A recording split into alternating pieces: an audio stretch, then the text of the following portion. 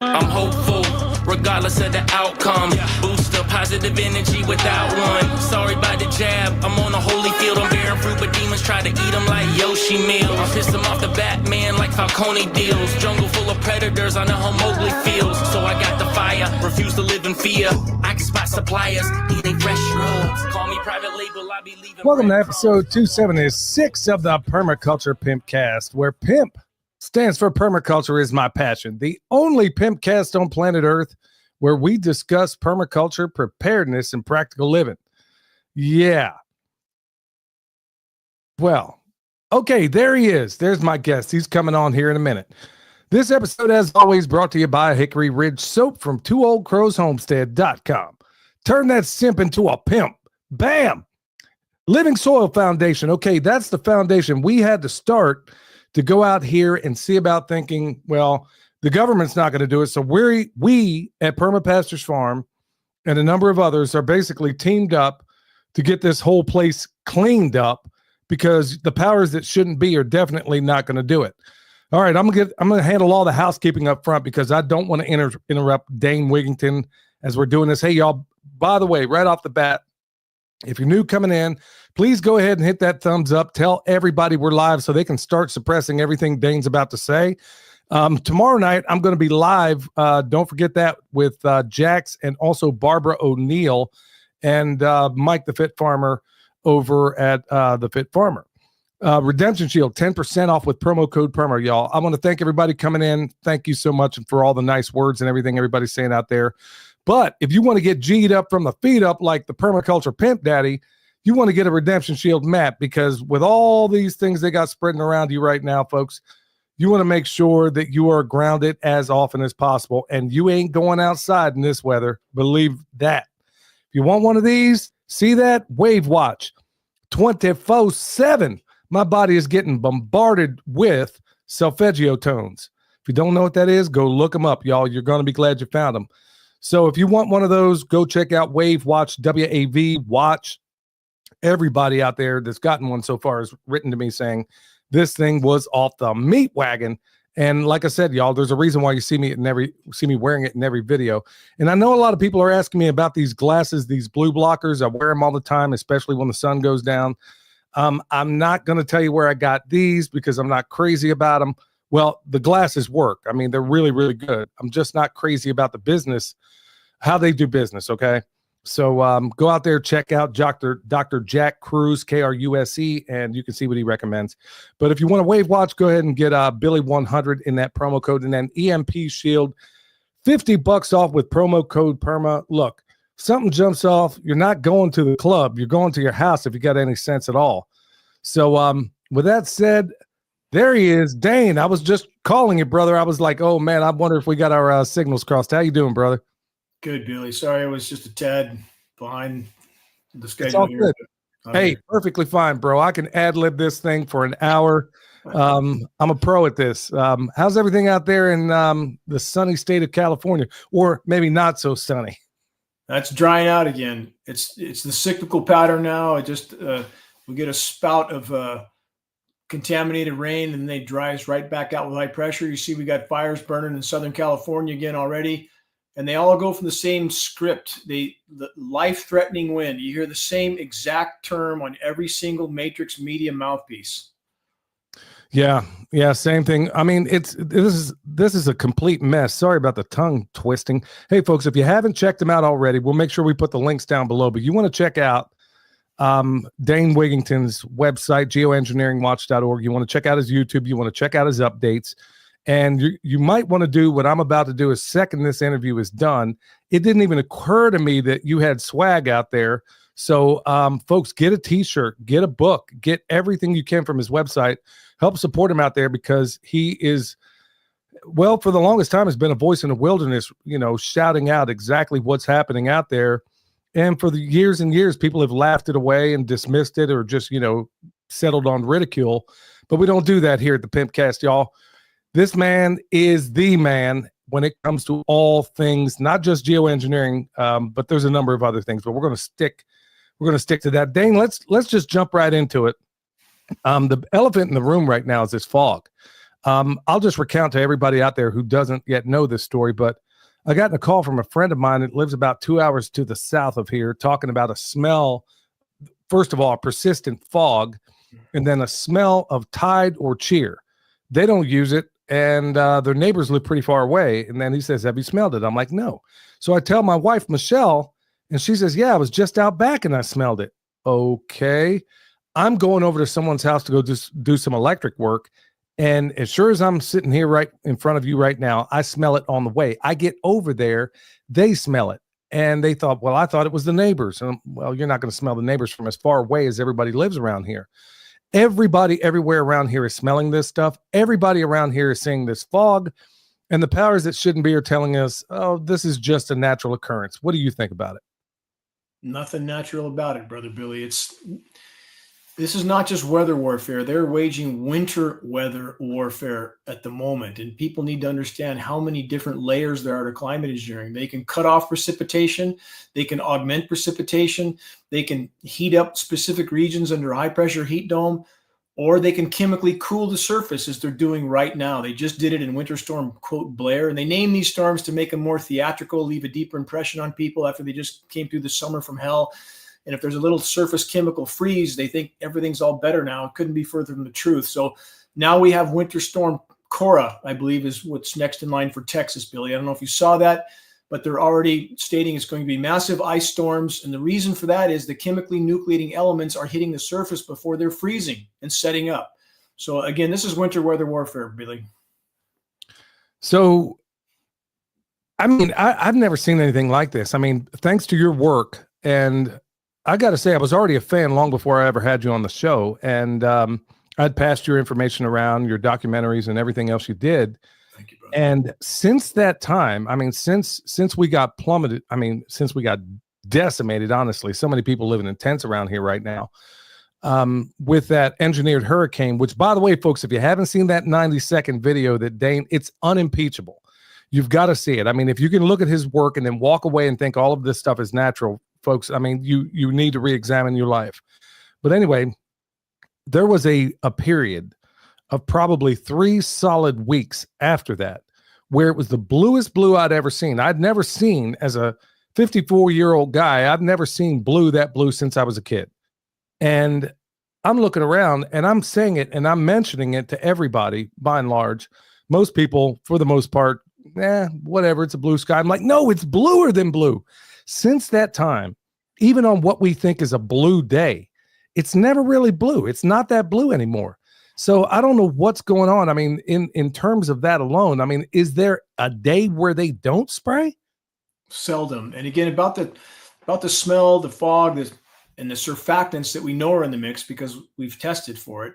And for those who don't know what a surfactant is, it's what makes soap soap. It affects the molecular tension of water molecules. And the stated purpose for using surfactants in the climate engineering aerosol dispersions is to keep the particles from coagulating together, from sticking together, which makes them descend faster. So they don't care about the consequences of what they use. They simply use what serves their purpose. And Billy, you've heard people, I'm sure, respond, why would they do this? Why would they use weather as a weapon? And my response back to that is, why wouldn't they? Of course they would. Of course they are.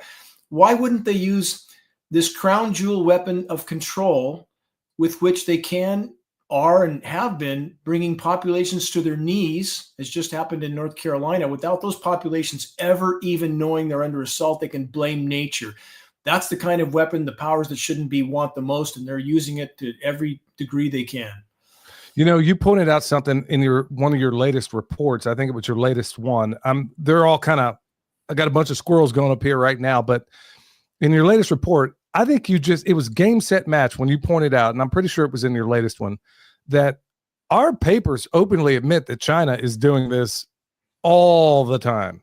Mm-hmm. And are we to believe that with our technological prowess and capabilities right here in the United States of amnesia, that we don't have a higher capability of doing the very same thing that China is doing right now? I mean, this is insanity. And I'm still arguing with people as to whether or not, you know, everybody wants to ask why, when they really ought to be asking the who, what, where, and when. And folks, if you watch the dimming You're going to get a full expose on why and how and what for and all that. So check out the documentary, The Dimming, over at Geoengineering Watch on YouTube.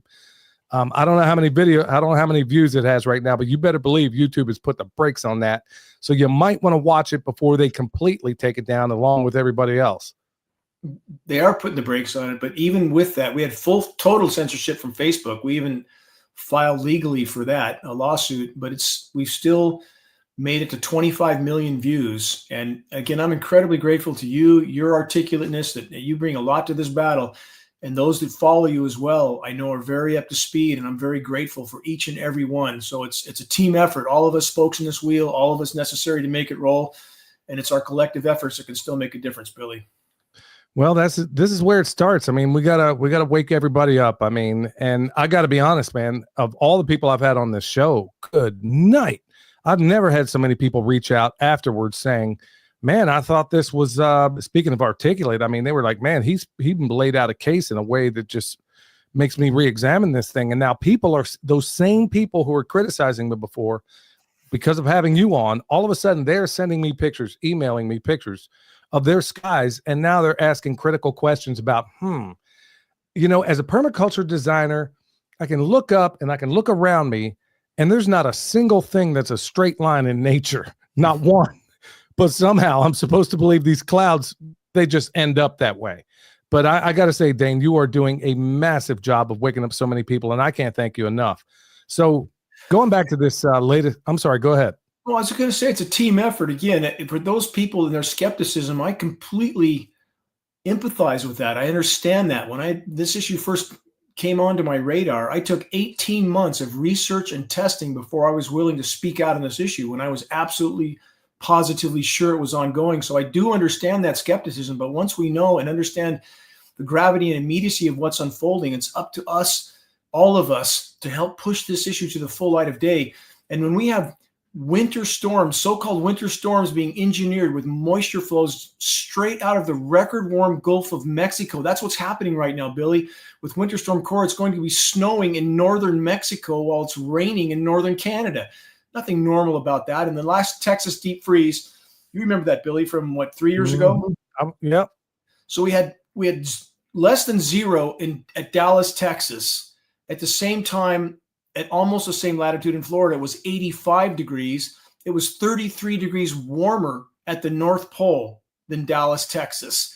There's nothing normal about that. And you don't get winter storms out of the record warm Gulf of Mexico. It's absolutely absurd. And these meteorologists, or climate engineering cover-up actors that they're more appropriately called at Weather Channel, Weather Nation, all of them, if they don't know they're lying, then they're criminally ignorant of the very field of study in which we're told they're experts. So the bottom line is these people should be held to account too, by getting a link to the dimming, send them a link to the dimming, and ask them why they're not disclosing this issue professionally, peacefully. Important to be both of those, but to let them know that we know that they're being completely dishonest at the cost to all of us that can't be calculated.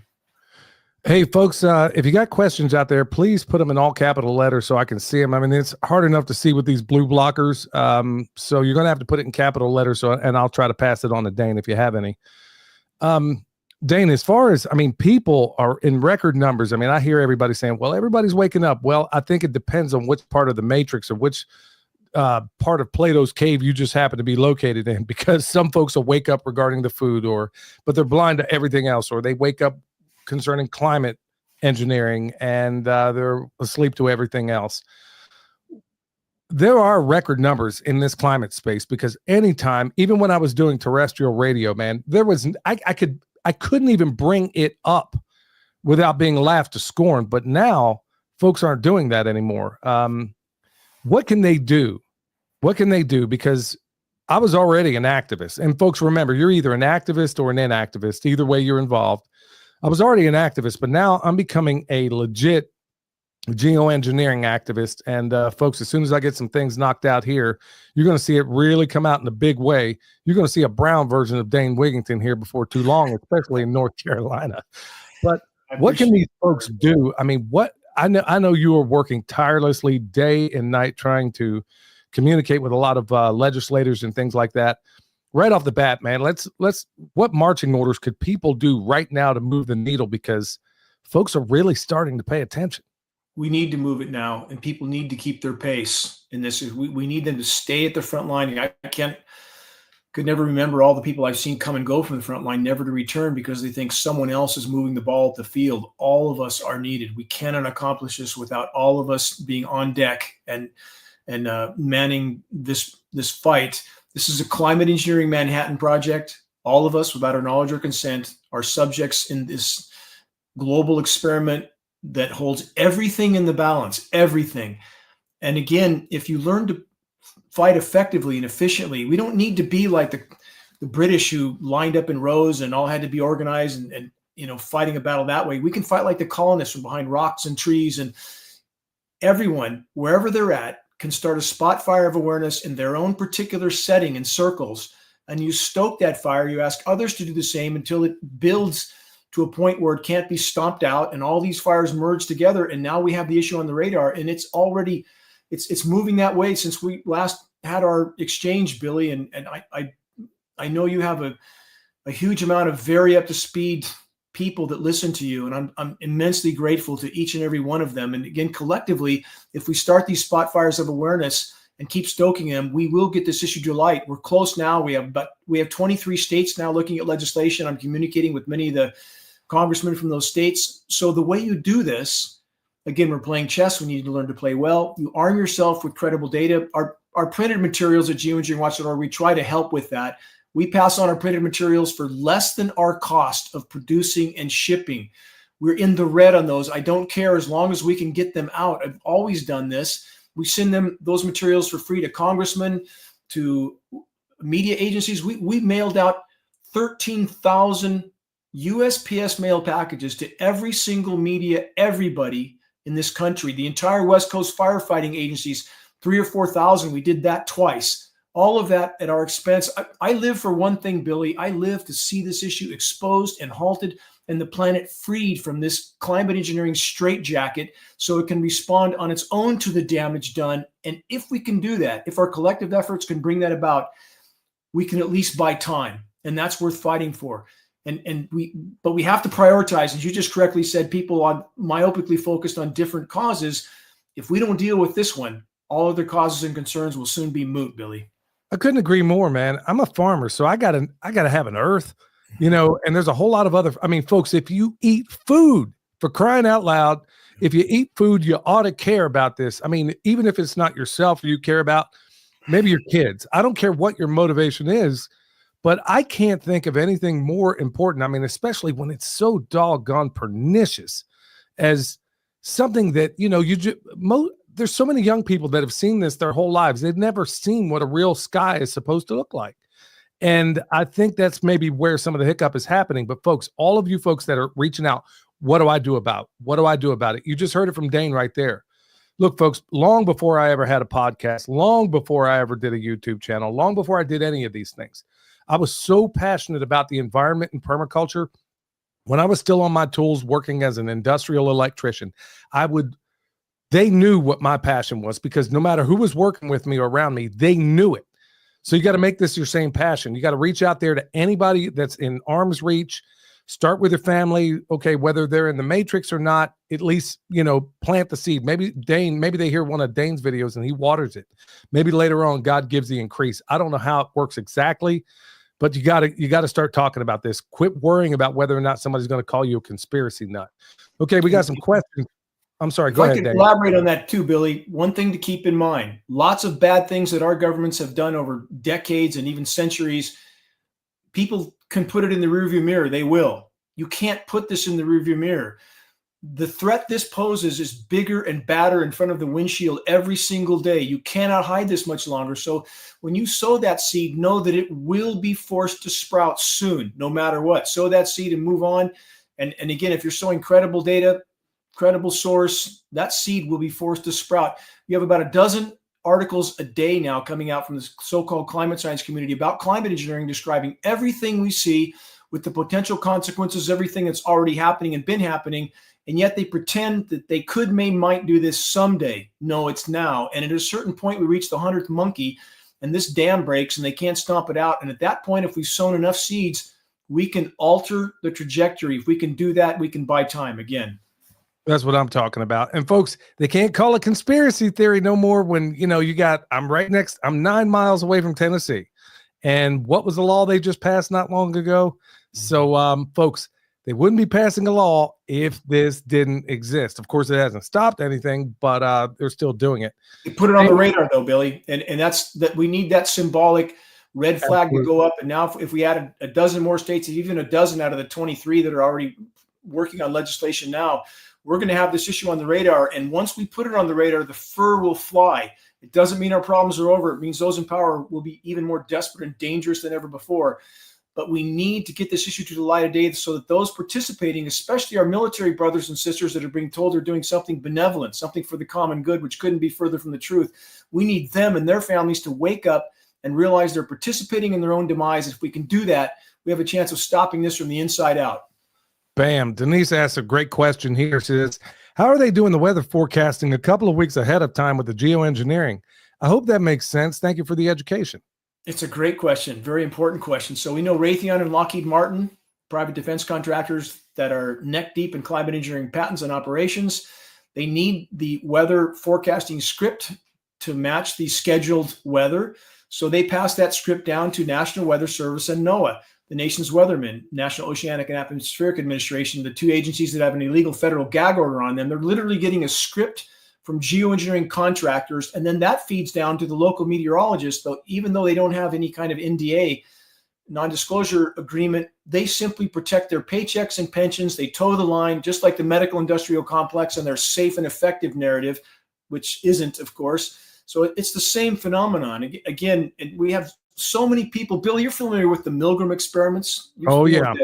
For those that don't know, about 9 out of 10 individuals will do whatever they're told to do, even if it's inflict harm on an innocent individual, if they think someone in authority is telling them to do so.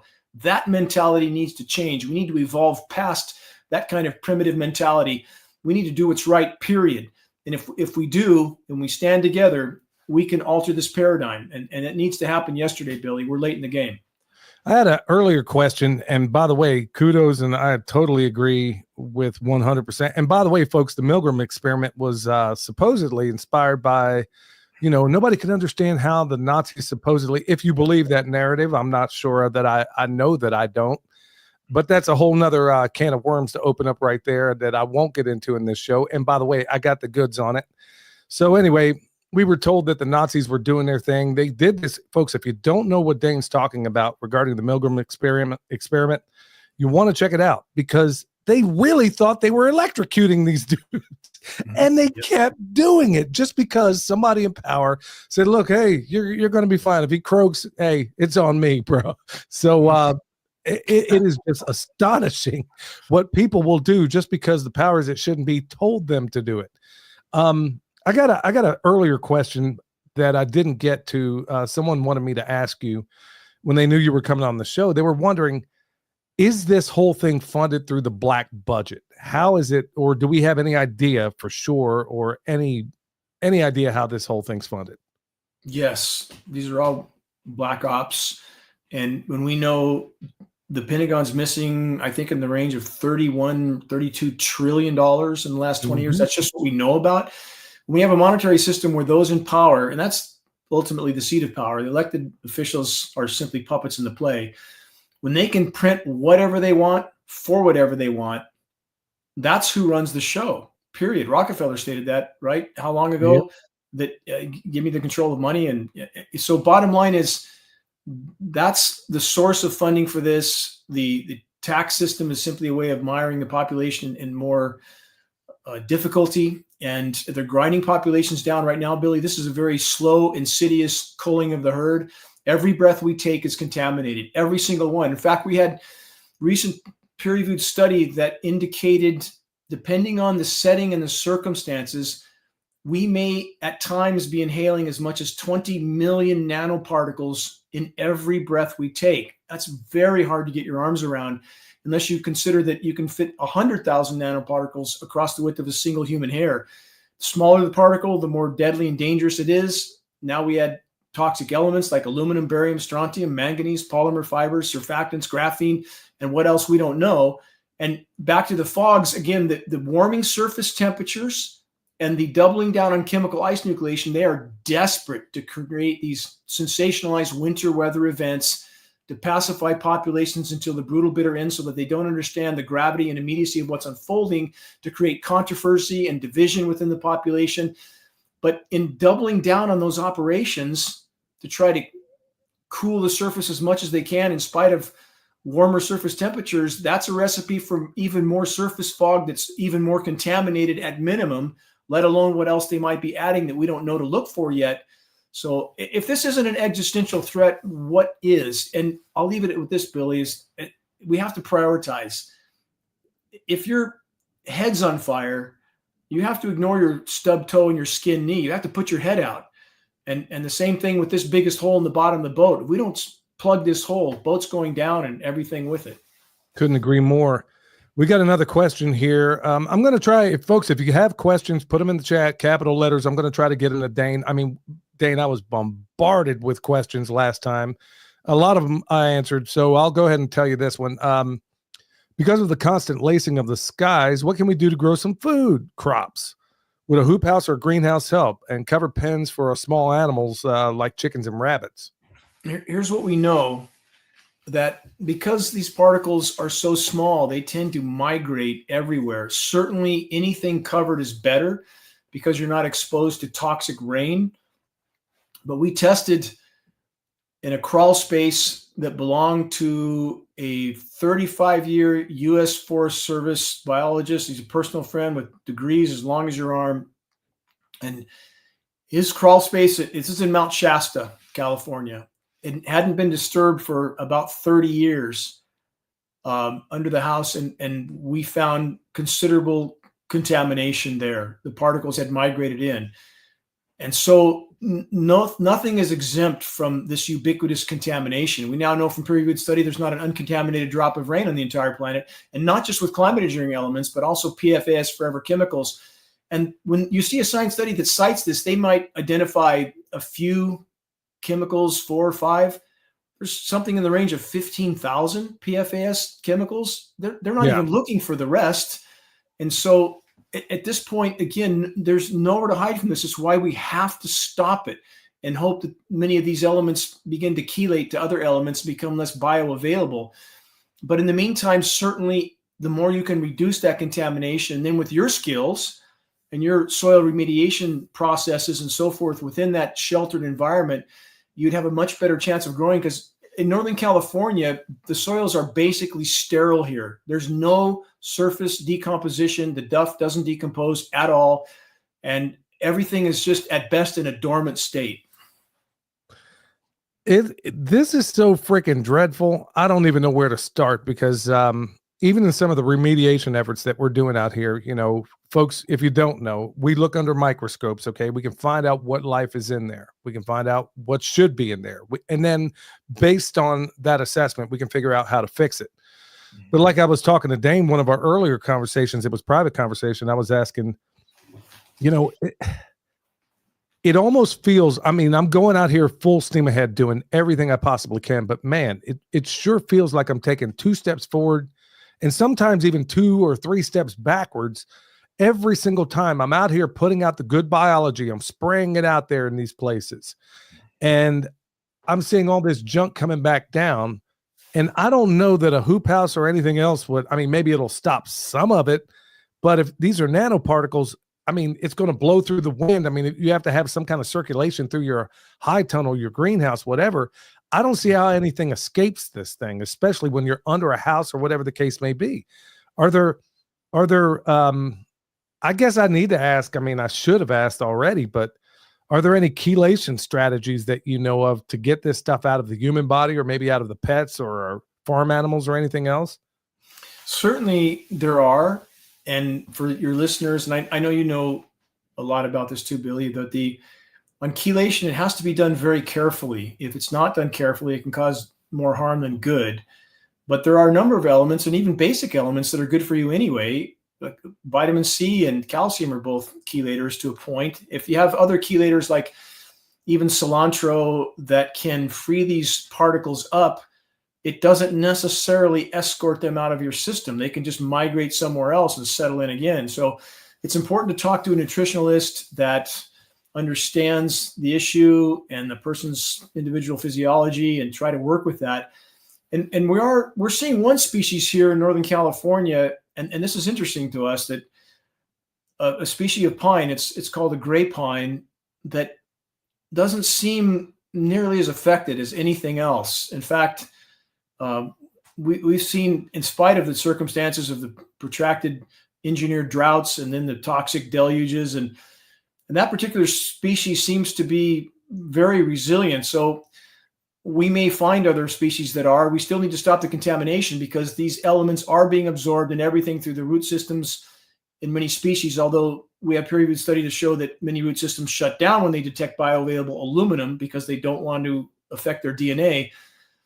The bigger the organism, the more filtering it does. I know you know that. So if you eat a piece of lettuce, that you're eating the actual plant that absorbed that, and it's not really going through a big filtering mechanism. Like, for example, if you eat a nut from a tree, that's a pretty big filter, and you're likely to have less contamination in that nut.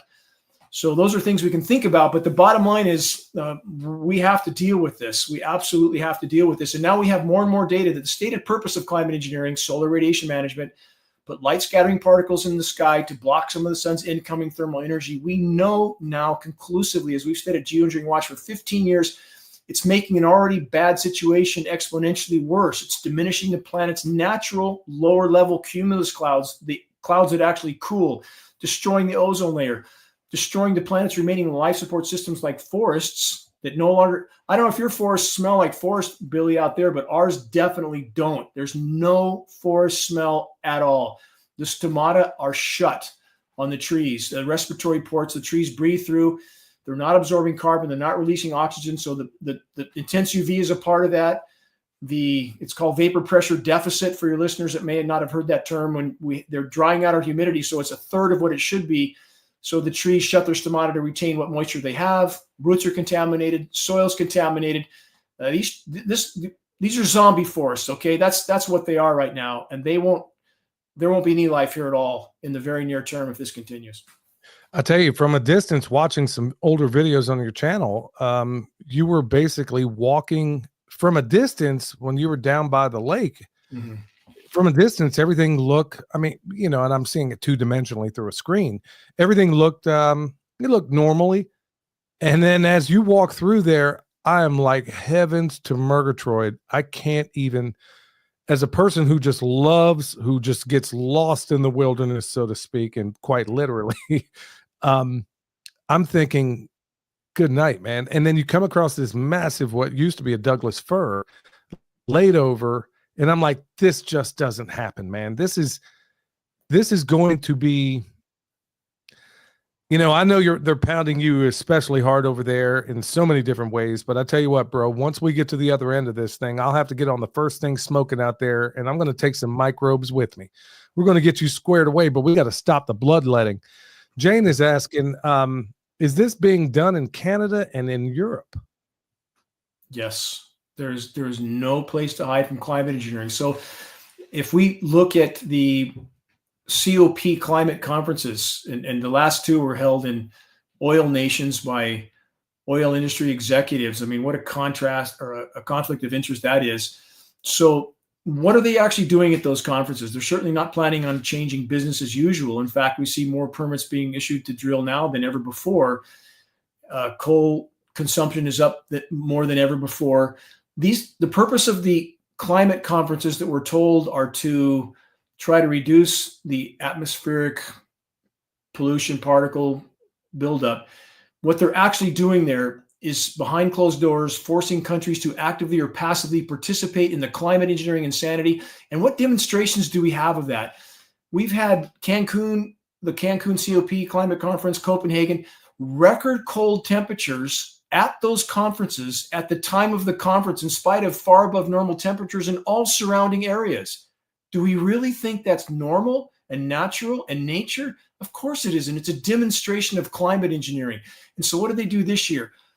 I don't know, for your listeners that don't know, and again, I'm no fan of Al Gore, AOC, or any other environmental group. They're the epitome of hypocrisy in all cases. They won't address climate engineering, which negates anything they say. But that doesn't change the fact that we have harmed this planet drastically from countless different directions. So 2024 now officially, hottest year ever recorded since record keeping were began, caps the 10 hottest years in a row. And that's in spite of them underreporting the temperatures, not over, but under.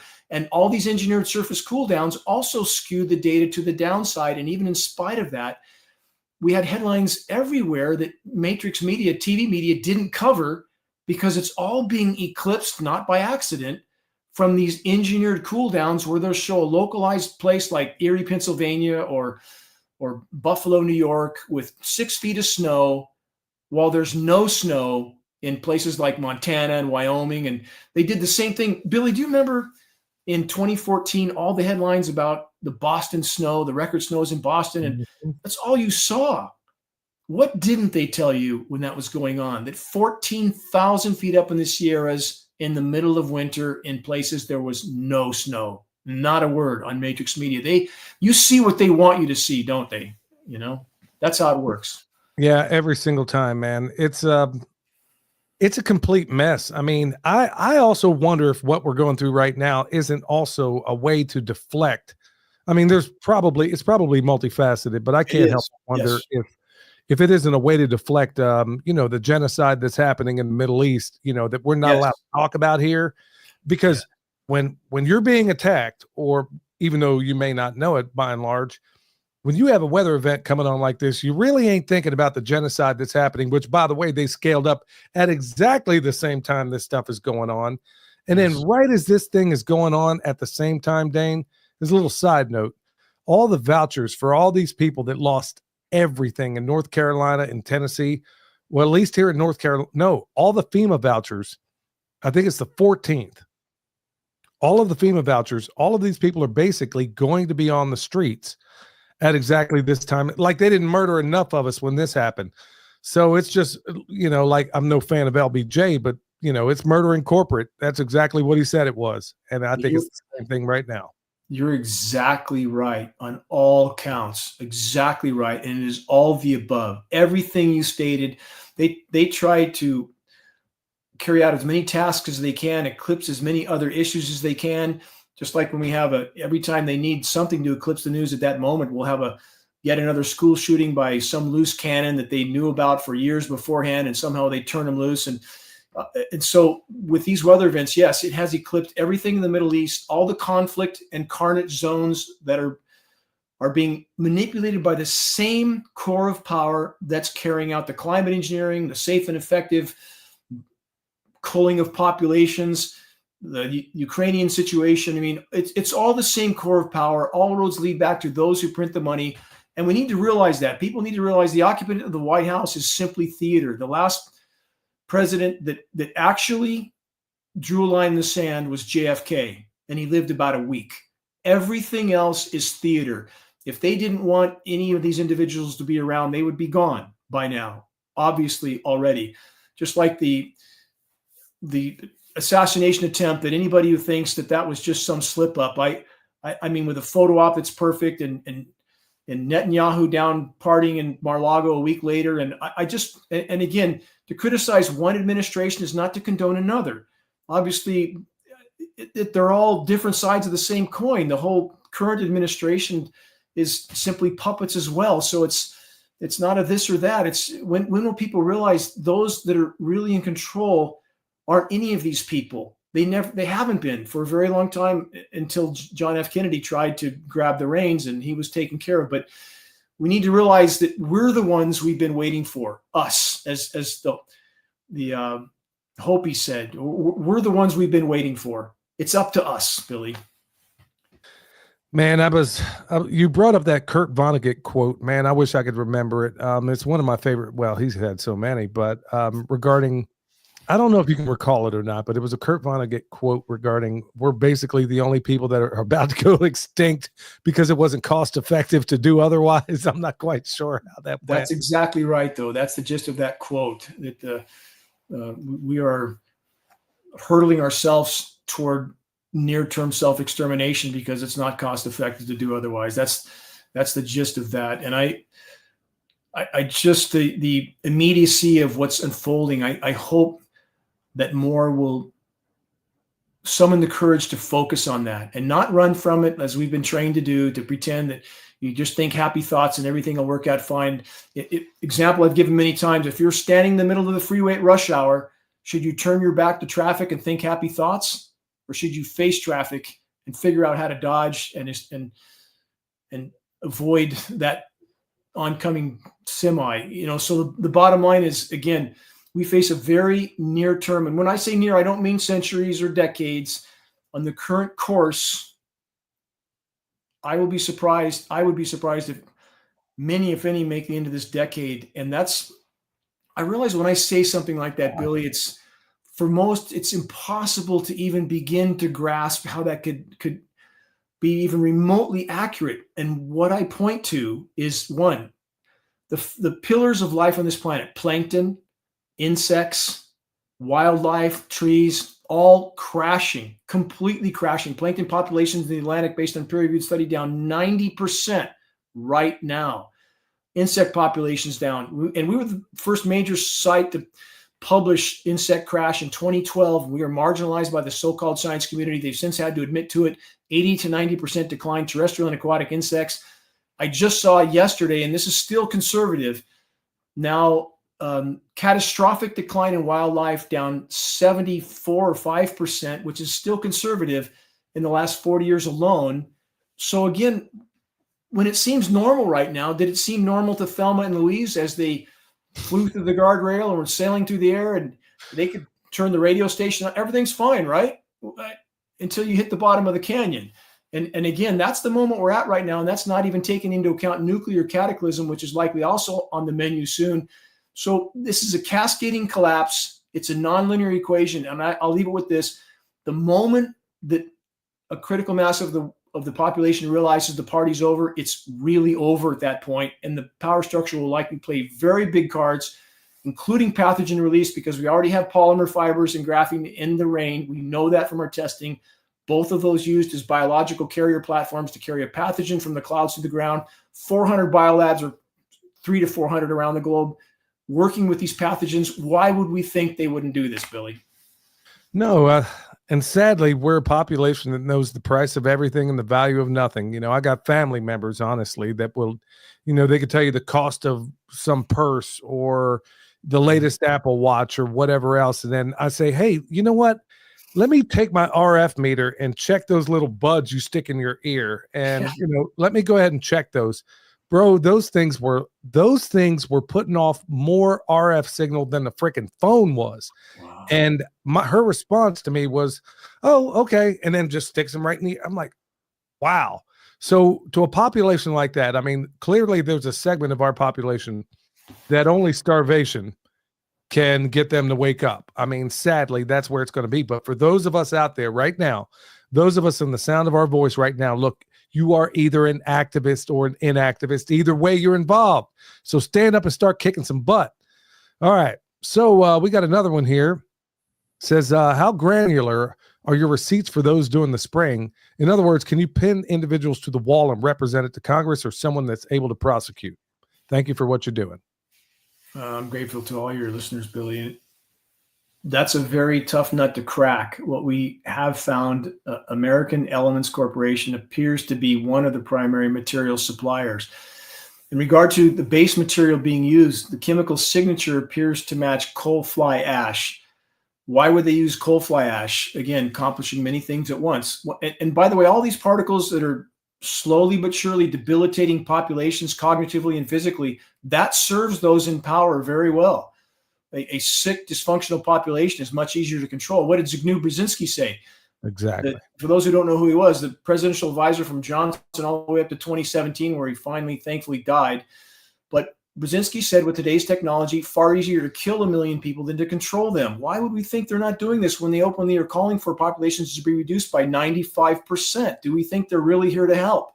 So on the coal fly ash, they're, one, getting rid of a material they want to get rid of, and their motto, solution to pollution is dilution. Two, many of the elements in coal fly ash are named in climate engineering patents, including ocean fertilization. That's another form of climate engineering. And now you see science articles calling for that form of climate or geoengineering to be done to force the oceans to take up even more CO2, which makes them even more acidic than they already are. And it's this kind of mentality we have in the climate science community that, I mean, there's something seriously wrong with our species, and especially academia. There's no honor at all. So if they're dispersing coal fly ash over the oceans and the iron particles in that are forcing algae blooms that force the ocean to take up some more CO2, and sure, that kills that part of the ocean, deoxygenates it, hypoxic and anoxic zones. We're heading for Canfield Ocean, lifeless, stratified, superheated, dead zones. But that helps to hide some of the CO2, and that serves those in power. So again, they do not care about the consequences of their actions, Billy, even to themselves. Hell, I can't even. I mean, Dane, my favorite thing to eat in this world is fish, or at least it used to be. I used to go fishing up in Queen Charlotte Islands up in Canada, come back with 200 pounds of salmon and halibut, and you couldn't pay me to eat a fish out of there ever since Fukushima. And of course, everybody shut up about that. There's not been, to my understanding, a single killer whale born up there since all this happened. And nobody's even talking about that anymore. And whether it's the crap they're dropping from the sky or whether it's the stuff the radiation that nobody wants to talk about. I mean, we are absolutely decimating these oceans. I can't even eat fish anymore, bro. And that is my favorite. Well, let's say it's my favorite thing to eat. Michelle, if you're listening right now, I mean, notwithstanding your, the wonderful things you pull out of the kitchen here, don't want to create any problems around here, Dane. But honestly, my favorite meat is fish, and I can't even eat it. Even the stuff that you used to be able to get out of these pristine rivers here, trout and, other things, I don't even know how many different varieties of trout up here. You can't even eat that anymore because it's polluted. I mean, this thing is a complete mess. And I can't even believe this is even arguable. I can't even believe anybody has an argument for what's going on anymore. It is polluted. In fact, we have recent peer-reviewed study on fish caught from 5 wild-caught fish, 500 locations in the continental U.S. So contaminated, without exception, that the study equated eating one wild-caught fish in the U.S. Keep in mind, there's PFAS, forever chemicals in our rain, which means it's in our runoff, it's in our fish. Eating one wild-caught fish was equivalent to drinking a month's worth of tainted water. Think about that. Nothing has escaped this ubiquitous contamination. If we go back even further, Billy, because I feel like you, brother, right? I mean, I was so completely connected to the sea for so many years and spent so many countless hours over many years below the surface of the sea, diving alone, which I always did. First rule you're not supposed to do, but I couldn't do otherwise. I would spend hours and days there, the Channel Islands and in the Sea of Cortez. And I was subsisting off the kelp bass in the Channel Islands that I would free diving, and I would get them that way. And I got a hold of a state biologist. This is in the early 80s. And he told me off the record, stop eating that fish. And I don't know if he knew about the DDT that was being dumped off the LA coast, which we now know because a very courageous biologist took an underwater remote control vehicle down at what he suspected was there, and he found it. No less than 500,000 barrels of DDT dumped off the LA harbor in one site alone. They now think there's up to 18 sites. So that's where the DDT went. They've been dumping it out there off barges with the wink and nod from our government. And so that fish, even back then at the Channel Islands, 50 miles off the coast, I would be out there alone for days and days and subsisting off this. And now I know, I mean, this is the human mentality, Billy. And the only way we can turn this tide is for all of us to help to pull this yoke. And again, we have what we need to arm ourselves, credible data, send out a link to the dimming, to elected officials, and also CC as many constituents as you can. If you're emailing an elected official, include an open CC list so that they see that conversation is being listened to by a great many of their constituents, and that makes them pay a lot more attention than they otherwise would. As I know from I've told you my personal meeting with Gavin Newsom in the Capitol here in California, and that individual is absolutely a tool of the power structure, nothing more. And he didn't have to disclose anything in that meeting necessarily, because I couldn't bring an army of constituents in there with me. But when you're emailing out, that's what you need to do. Openly CC, even to agencies, elected officials, and start those spot fires of awareness, Billy. And again, no matter how bleak the horizon looks, if we can change this trajectory, even by a few degrees, we end up in a different place. Wow. And that's what we need to do. You know, it's funny. The last time I fished locally around here, I ended up sick. Yeah. So that's another thing altogether. We had another question here, and I'm not sure if Dolores is asking, are they decreasing the CO2 in other parts of the world? Why is Africa starting to turn green? I wasn't aware Africa was turning green. If anything, I thought it was turning desert. It is. So when we see these articles that act like that pretend the earth is greening, it couldn't be further from the truth. Just because you have some green shoots popping up in a few places where they haven't been because there's no more ice there, like Antarctica or places in the Arctic, that is not a snapshot of the entire world. So let's take the Amazon. I don't think anyone disputes that that's the terrestrial lungs of the planet. The Amazon right now, and we stated this at Geoengineering Watch 15 years before anybody else did, but the Amazon is no longer a carbon sink. It's a carbon source. The Amazon forest emits more carbon than it absorbs. Climate engineering is the foremost factor in that equation, and I'm not denying other sources of damage. It seems that both sides have been polarized. You're either on the blue team or the red team. If you acknowledge climate engineering, what they feel on the academic left, then you're denying all the sources of damage to the planet. No, that's not true. We're saying it's an all of the above equation. Any form of human activity that affects the energy balance of the planet or the planet's life support systems is a part of the problem. And there are countless forms, but mathematically speaking, climate engineering is the single most destructive human activity at this moment, short of nuclear cataclysm. And it is leading us to that point too, Billy, because again, we're destroying the atmosphere. We know the climate engineering single greatest cause of ozone destruction. We know the ozone layer isn't getting better. It's deteriorating by the day. We have about 30% of the ozone layer remaining, not 30% gone, 30% remaining. When we reach functional collapse, and we're perilously close to that, you won't be growing food, period. That's an immediate existential threat. And so when we couple all these factors together, again, the severity and immediacy of what we face, it absolutely cannot be overstated.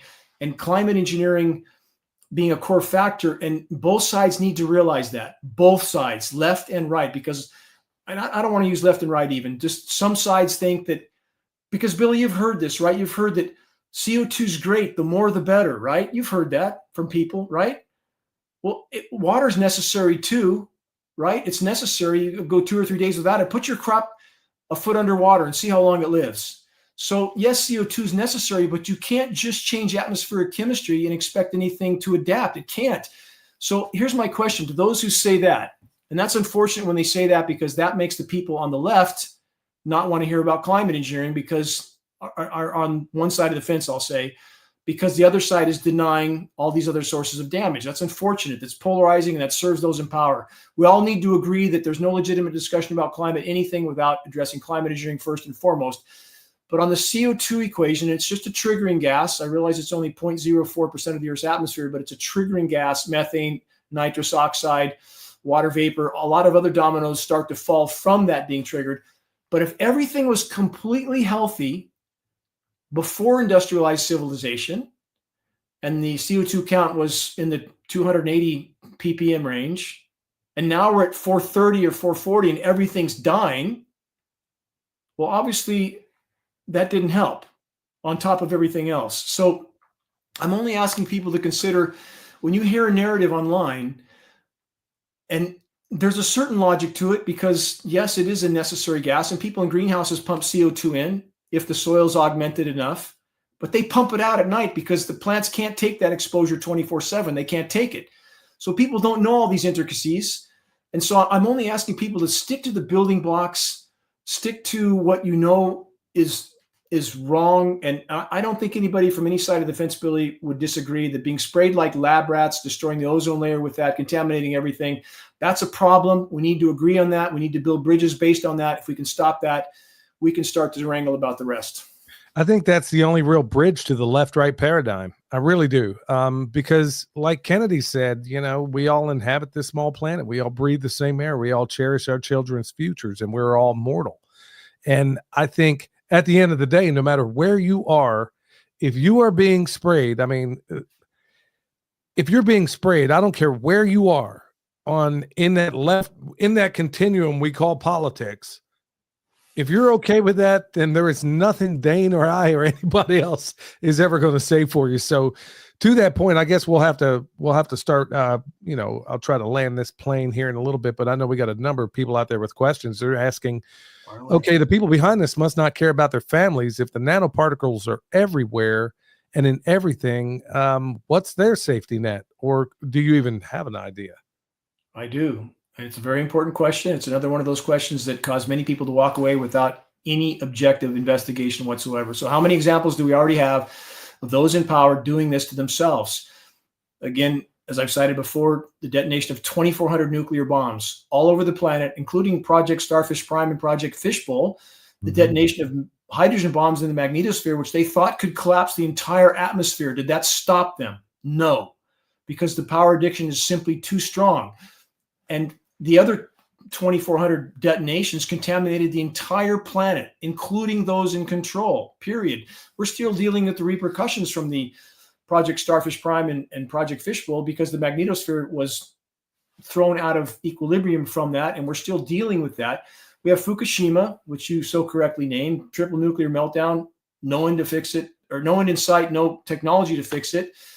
We have 442 nuke plants around the planet right now, all of which will go into meltdown when society collapses. Is that stopping them from building more? No, they're building 60 more right now. They're even putting dilapidated plants back online, Billy, to power some of the data centers.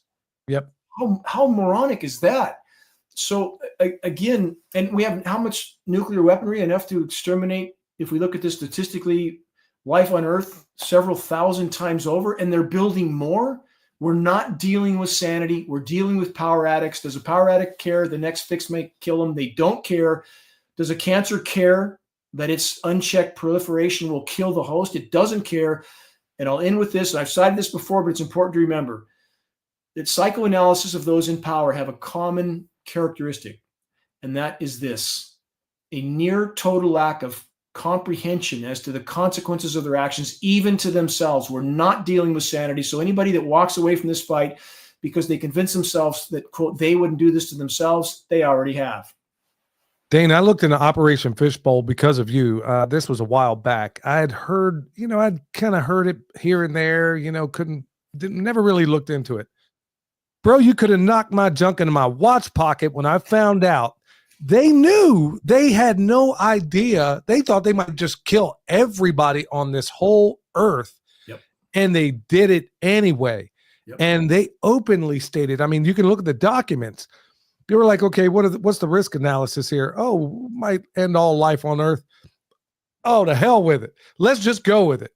Yep. And these are the psychopaths that are absolutely running things right now. Boy, John Lennon was right. Yes. Folks, if you go through and look at the information Dane puts out there and you check it point by point, you better do it incrementally, and you better take it slow. Look at it individually, because everything he said was point on. When I saw Fishbowl, I was like, no way this can be legit. No way. And they knew, or they suspected, there was like, in their estimation, I don't remember what the percentage was, but if it's even 1%, I wouldn't try it. But they thought, okay, yeah, this might just kill everybody, but we're just going to give it a shot. These are complete basket cases in my view. Never seen anything like it. They are. I would encourage people to watch, in order that they might watch on, if they haven't seen Oppenheimer, that's worth watching for background, and then follow that up. And this is the most important part. Watch Trinity, the nuclear bomb movie, narrated by William Shatner. And once you watch that movie, you'll know that those in control are absolutely clinically insane, period. And as dark as this looks, and I know it looks dark, and we've been trained to we have to have a happy ending in the way that we picture it, and we all go to Disneyland vacations and Caribbean cruises for the rest of our life. And if we can't do that, then life has no meaning. That's not true. We're here for a reason. And I would encourage people, and Stoic philosophy fell in my lap when I was 14 years old. It altered my life completely. And it's very parallel with many of the great spiritual traditions in many ways. And here's the point, that if there's a purpose here, the Stoics would say it would be better to die 1,000 deaths than to desert the post at which your maker has put you. And once you know, you're responsible to respond correctly. And there's meaning in that. There's absolute meaning in knowing that you are on the narrow road, the right path. And no matter what happens, that story ends well in my book. If you're found at your post doing what you know you should be doing when your last day comes, that story ends well. And all of us can make that decision, regardless of our individual circumstances or situations. We can make some difference to those around us. And even then, Billy, I would argue this, that no matter what happens, no matter how this turns out, if your effort, and I'm so glad to have connected with you and that we've become friends, and I hope we cross paths in person one day soon, and it would be an honor and a pleasure. And again, I know we'll be in contact from here on out, and I'm very grateful for that. But if our collective efforts, and all your listeners as well, if that makes a difference to the consciousness of a single individual, then those efforts mattered in ways that we can't fully know or understand, but it matters. If we affected a single individual's consciousness and whatever part that plays in the whole, that matters by itself. And if we combine all this, who knows what we can yet do. That's my man right there, y'all. Dane, tell everybody where they can find you and how they can support you. Geoengineeringwatch.org. We're the largest website in the world in the subject. We have no politics, and the only thing I ask for supporting is share our data. That's all. And we, again, if you share credible data from a credible source, and we strive to be that source, you can start spot fires of awareness. Help us to expand our voice. And the dimming is the tool we have to do that. And we use the NOAA flying lab that we acquired at great effort and expense. It will never happen again. No one will ever get that lab again. But we got it. We tested. We've proven this issue is ongoing. Share that link with elected officials, agencies, agricultural groups. CC as many other people as you can. Help us to push this issue to the light of day. And if we can do that, we can still alter the equation even at this late hour. Dane, I can't thank you enough for coming on, my man. All right, y'all. Go check him out. Buy his swag. You're going to start seeing me in the videos sporting some of it here before too long, because like I said, I'll be making sure I get G'd up from the feet up with some of Dane's swag over there at the website. And honestly, all the he's given me a packet of material. Next festival I go to, at my table, guess what's going to be there, folks? You're going to see a giant shift in me if you haven't already. And it's going to be surrounded around a lot of this stuff, y'all, because I can't think of anything that has more consequence and could mean more in terms of whether or not we make it or we don't, folks. At the end of the day, you got to stay alert, stay alive. They don't want the individual, just a carbon copy. You and that man, yeah, I'm talking saucy. All they want to build is a prison world full of pet Tamagotchis. Like a kamikaze, got me out of body like I'm Goku SS3. They want to push me to the center like a cell. They want to spin up at the center of the nexus, me. They want me to bow down, but I'm a warrior. I'm a warrior. I will never bow down, 'cause I'm a warrior. I'm a warrior. They want me to bow down, but I'm a warrior.